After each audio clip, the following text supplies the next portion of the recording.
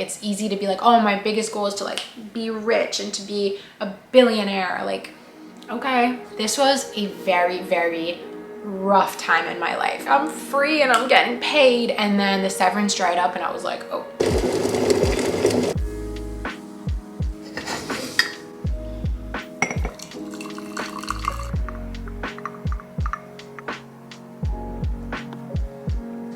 Hey everyone, welcome back to my channel. I'm so excited for today's video. We are going to be spilling all of the tea about personal finances and money. I gotta put this down because it's really hot. I asked you guys on Instagram to ask me anything you want to know about personal finances. I really wanted to sit down and do a money specific Q&A. I feel like Q&As are such a good way for us just to like get to know each other better and really dive into the subjects that you guys want to hear about. And those of you who know me know that I am like super open and super honest, so I'm so excited. I just took a quick look at some of the questions and they are so good, so we're really going to be getting into it today. If anyone is new here, my name is Zoey. I'm 27 and I live in Montreal. I love to talk about lifestyle and mental health and personal finances and just kind of how they all bundle up into one and make up our day-to-day lives. So if that interests you, I would love for you to check out my other videos and subscribe to my channel. Whether or not you're new, please give this video a thumbs up as it really supports my channel. So those of you who are like up to speed with my videos, you may have seen that my life has been a little bit crazy right now. So I'm just so happy to be sitting down here on the couch, waiting for my tea to cool down.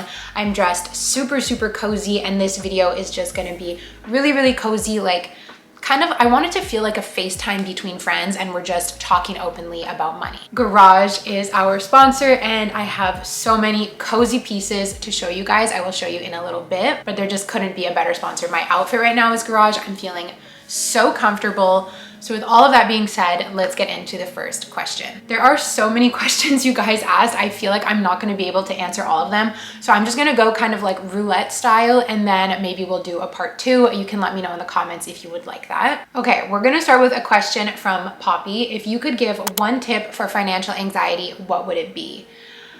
Oof, okay. One tip would be to actually look at your finances more frequently. You guys know I struggle with financial anxiety and a lot of that anxiety leads to this pattern of avoidance. I'll spend money and then I'll avoid looking at my credit card or looking at my bank statement, and in avoiding it, I kind of blow things out of proportion. Like I'll tell myself, my credit card balance is so high, I have no money in the bank. Like I'll just kind of make up these very dramatic stories that aren't necessarily true. By checking in more regularly with your budget, you're gonna see what is real, and then you'll be able to make decisions based off of what is really in front of you rather than the stories that your anxiety is making up. If you're really struggling, checking your budget every single day can actually be really, really soothing. And I know it sounds scary at the beginning, but once you get into the habit of it, you'll realize that every time you check your budget, it's probably never as bad as you think it is. And actually checking in on your budget will then become a anxiety relief rather than a cause for anxiety. So that's my number 1 tip. If I had to give you guys a number 2 tip, it would be to try the cash envelopes, but you only asked for one. The Sculpt Method asked, how do you navigate FOMO when trying to pay off debt? So FOMO is the fear of missing out, and I understand this so strong.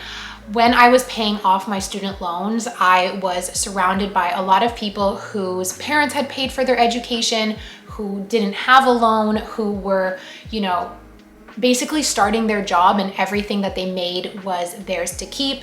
They were looking at buying property, they were going on crazy vacations, they were going out every night of the week, and I felt like everything I was making was not mine to keep because I had this debt to pay off. So I was really, really jealous of a lot of my peers, a lot of my coworkers, and even of my friends. I think the biggest thing with navigating FOMO and paying off your debt is you need to decide that it is your priority. Once you decide that it's your priority, the FOMO kind of fizzles out because you know that what you're doing is exactly what you want to do. For example, would you rather go out for dinner and then feel guilty and spend, $100 on dinner and drinks for one night? Or would you rather maybe miss out but know that that is extra money that you can put towards your debt to pay it off faster? I know it's hard. I know it's hard, especially when you're young and you're in that kind of... It's really, really tricky, but Just, I think, knowing in your core that you're doing something for yourself, eventually the FOMO will kind of fizzle out. And it's gonna be tough in the beginning. It's gonna be really, really tough. When I really like nailed down and went on my financial journey, I feel like I lost a lot of acquaintances because I just started having to say no to everything. I also had to stop looking at Instagram stories and checking social media as frequently because that did not help my FOMO either. Instead, I turned to positive communities online, like I was watching a lot of financial content, and that validated what I was doing and that I was doing what was best for me. I also had this like debt tracker that I built, so I was constantly looking at that and just giving myself positive reinforcement for all of the efforts that I was making. And that really helped the FOMO fizzle out. If I could give one last piece of advice on that, is that your true friends will stick by you in times of saving, in times of splurging.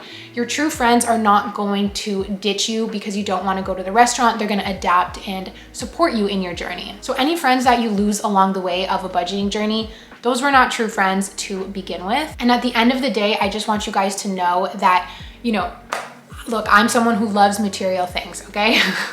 And I love vacationing and I love going on trips, but at the base level, I think financial security is so important, and that is what's gonna make you happier than any material thing, than any vacation, than any dinner out, than any picture on social media. So just keep that in your heart, keep that in your mind, and I think the FOMO will eventually go away. But it really is like a muscle that you have to exercise, is like not worrying about that and not caring. And I know it's hard, but you got this. Julia E. Turk asked, how are you and your partner aligned in your money views, approaches, or how are you different? We were raised so differently when it comes to money. We have such different, I want to say our methods are different, but our end goal and our outlook is the same. We both really want to be comfortable. I think something that we both do super well is we're both kind of on the same page with this balance of, you know, living a beautiful life, taking trips when we want to, having nice material things, but also balancing caring and saving about our future, caring about investments. Like I think we're very balanced, and I really appreciate that. I don't think I'd be able to date someone who wanted to go on vacation every other month, or who wanted to, you know, travel all the time or live a really luxurious lifestyle, because I just wouldn't be able to keep up. Because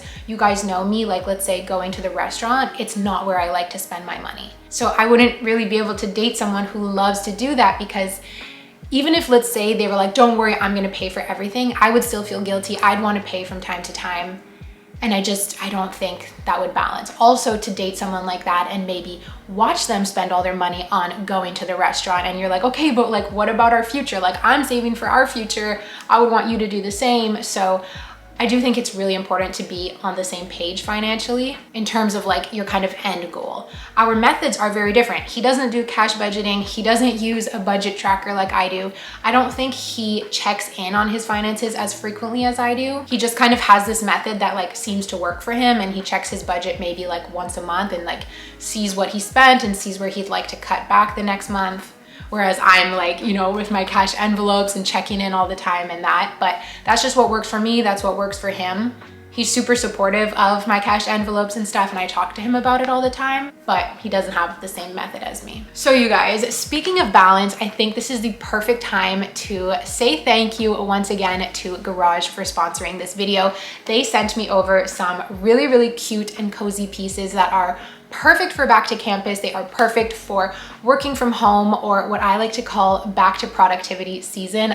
Personally, I'm not going back to school, but every September and every end of August, I'm like, all right, it's get your together season. What I love about Garage, just before I show you the pieces and why I think they're the perfect sponsor for this finance Q&A, is that Garage is literally the perfect balance of affordable price, but amazing quality.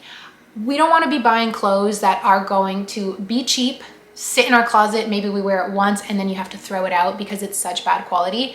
It's not worth saving money on that. And in the long run, you end up spending more. On the flip side, you know, spending $200 on a sweatshirt is just ridiculous. And so what I love about Garage is their prices are so perfect. If you splurge, you don't feel too guilty. It's something that you can comfortably save up for, and you can be confident knowing that they are going to last in your closet. You're going to be able to wash them, you're going to be able to wear them. And to me, that is just super, super important, and why I am so aligned with this brand, why I love them so much. Plus, like you're about to see, their stuff is cute and it's on trend and they have amazing colors. The fit is perfect, like chef's kiss. It's Zoey approved. I love them so much.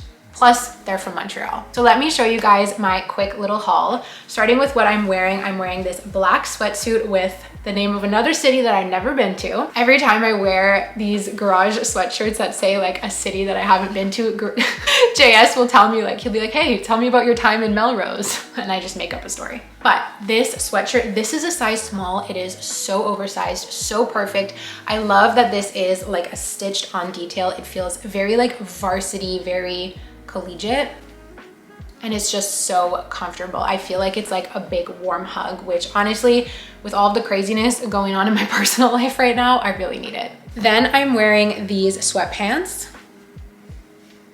I believe these are the boyfriend sweatpants. I'll put it up on the screen, but I sized up to a medium because I wanted like a really, really oversized look, and these are perfect. These are not my first pair of these sweatpants, and I can tell you guys, they wash so well. They will last in your closet. They are warm and cozy, so perfect. The next thing I got is this mesh wrap top. I saw the model online wearing it with sweatpants. She had like a black tank top underneath, and it looked so cute, so I just wanted to copy that look. I love how this fits, and the mesh is actually really comfortable. It's not like a scratchy mesh or anything like that.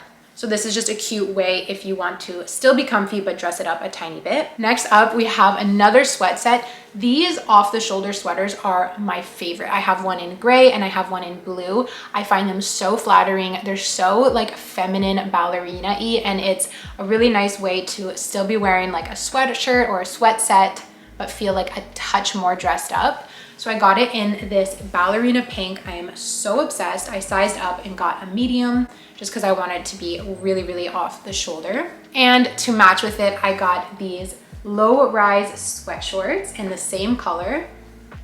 These are so comfy. I can't wait to wear these in the warmer days of the end of August and the fall. And then for those chillier moments, or when you want to be just a touch more cozy, I've got the same boyfriend sweatpants here, again sized up to a medium for that oversized look.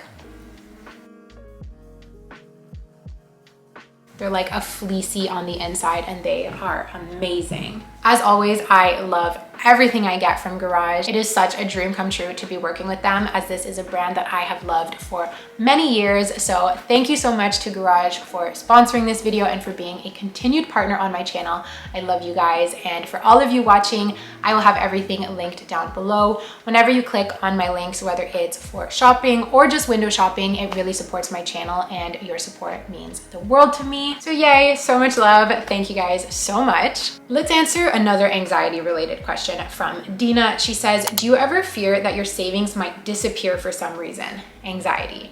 I totally feel this. I think something that's so funny about the like modern way that we do banking, with our money being, you know, digital, and at the end of the day, our money is just like numbers on a screen, right? We don't see, you know, we don't have like our gold in a vault somewhere. It's easy to feel like that money doesn't really exist, that it could just disappear. So I totally feel you. I think oftentimes I actually forget about my savings. I will think that like, I'll be like, oh my God, I have no money. I have, you know, telling myself all of these negative things, when it's like, you have money in the bank, like you're fine.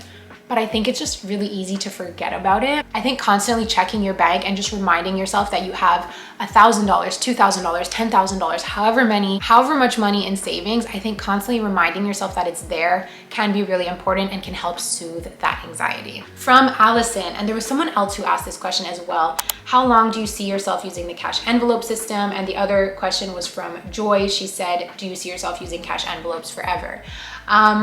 I don't know about forever, but I really do see myself using this method for a long time. The reason I see myself doing this for so long is that 1, it's really, really fun. 2, it really helps my anxiety. And 3, I don't really see any reason to stop.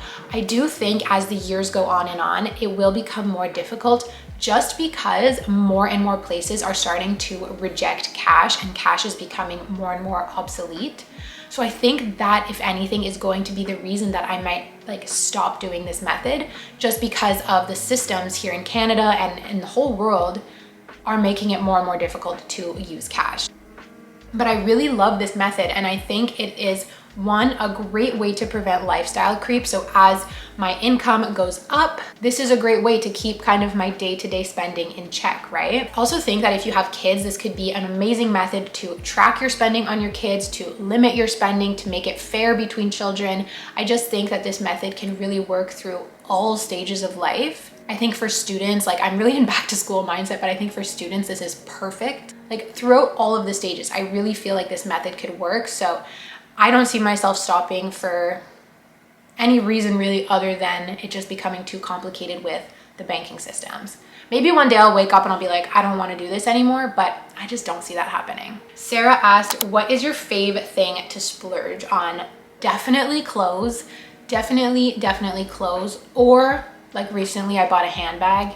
Those are my favorite things to splurge on. I get so emotionally attached to my clothes. I will like remember, like this sweater, I'm gonna remember that I filmed this video in it. I'll remember the things that I do in my clothes, and I just like, I love them.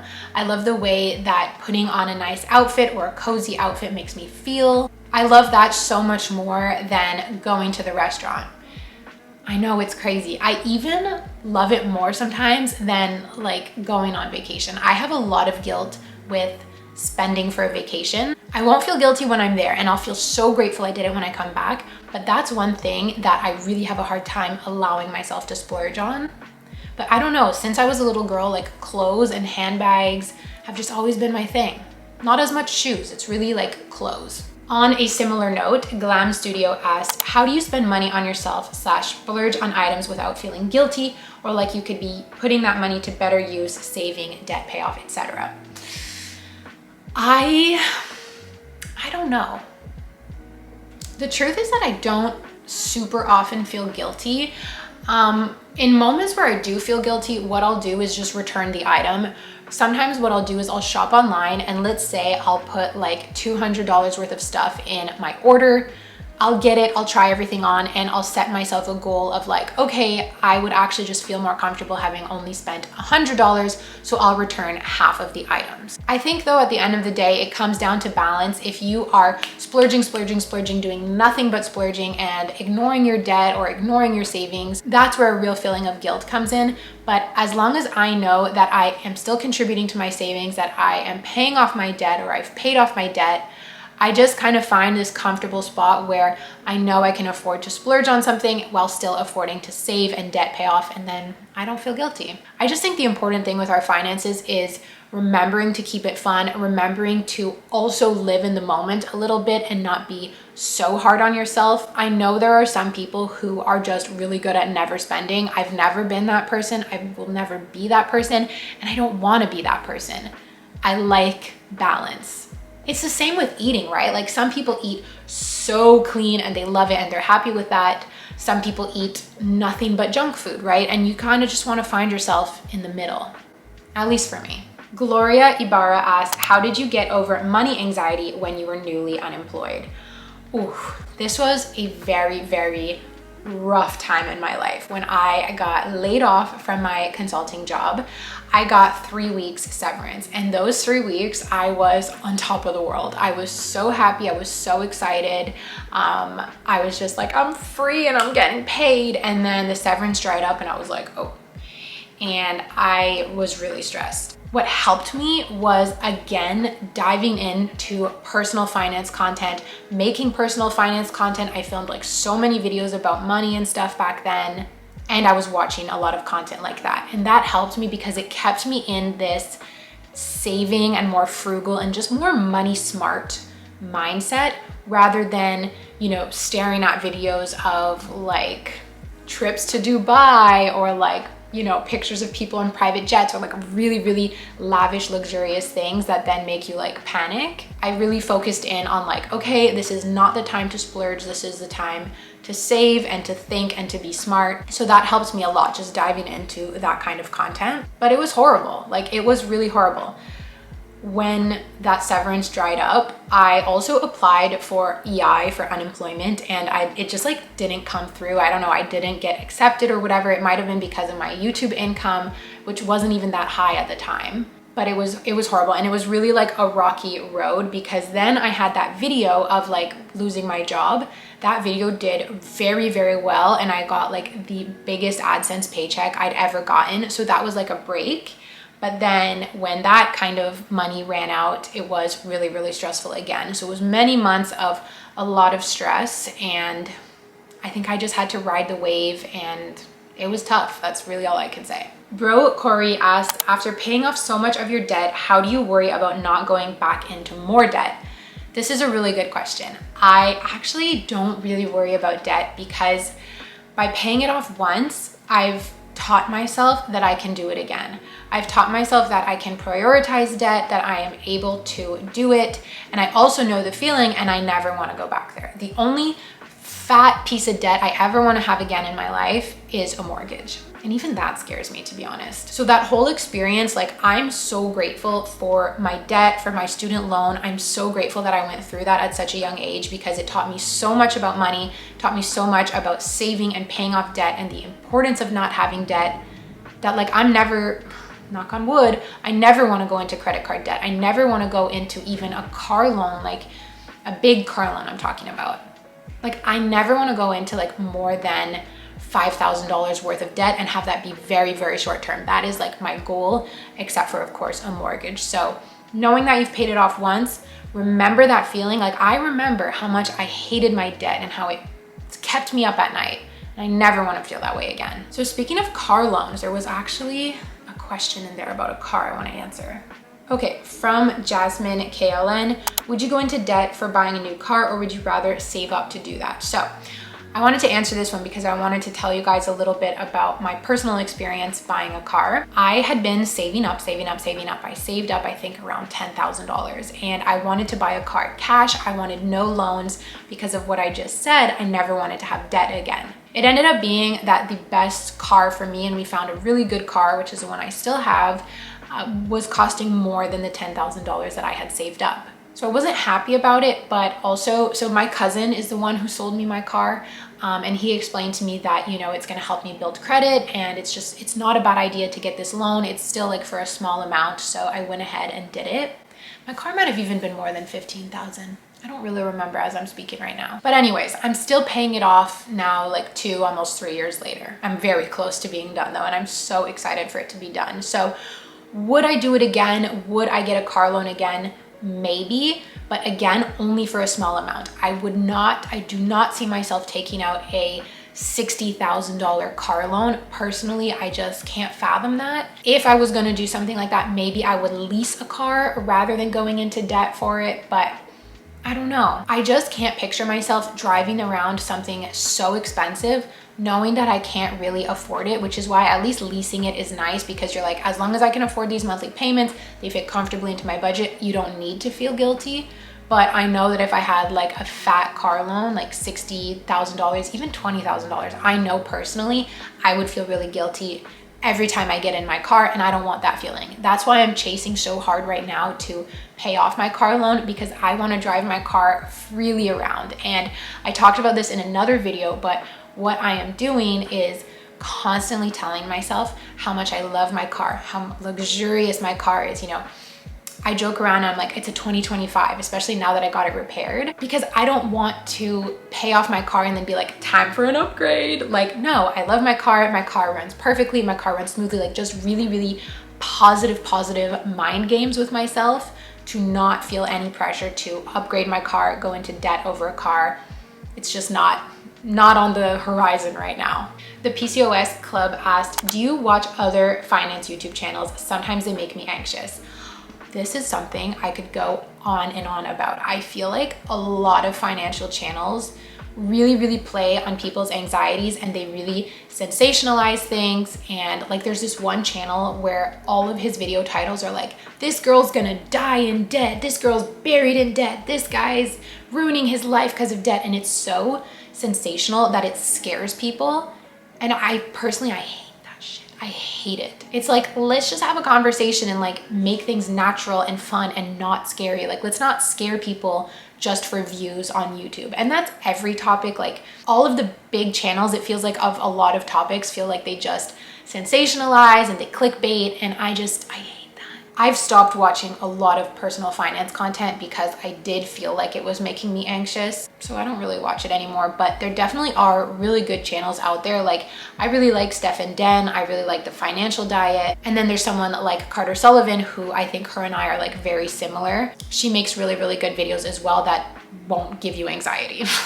Okay, we are gonna end on this question right here from Ellie TRC. She said, what is your biggest financial goal in life? My biggest financial goal would have to be to just feel calm and to feel at peace and to feel comfortable and to feel safe. There were a lot of questions about like what would be my ideal annual salary or what would be my ideal monthly salary, stuff like that. I don't know, and it's gonna change as my life changes. Like I think right now, you know, I probably need less to live comfortably, but when I have children, I'm gonna feel like I need more because, you know, you're providing for little humans. So it's hard to give a number. It's hard to give like a real concrete answer, but all I can say is that I feel like I am chasing this feeling of peace and this feeling of security. I wanna know that I can retire in peace. I wanna know that I never have to work a job that I hate just to make money. I never want that feeling. I've been there and I don't want that feeling. So really, I would say if I had to like just put it into like nice words, my biggest financial goal is to be able to do work that I love, that allows me to live a comfortable, safe life, that I can save for the future, that I can enjoy, you know, a nice balance of material things now and travel as well. That's like my biggest goal, and I think it's very realistic. Like it's easy to be like, oh, my biggest goal is to like be rich and to be a billionaire. Like, okay. But really, I just want to feel secure. That's like my biggest goal. And I don't know what number will give me that. I think it's a mix of actual numbers and doing, you know, work on yourself. But that's my biggest financial goal. And you guys, that is it for this video. So I definitely think we need a number 2. We need a part 2. Comment a little money emoji in the comments if you would like a part 2, and I can do that in a couple of weeks. Thank you so much for watching this video. I really hope you enjoyed it. Thank you, of course, to Garage for sponsoring once again for all of the cozy stuff that you want or that you need. It's all linked down below. I love you guys so much. I really hope you enjoyed this video, and I will see you in my next one. Bye.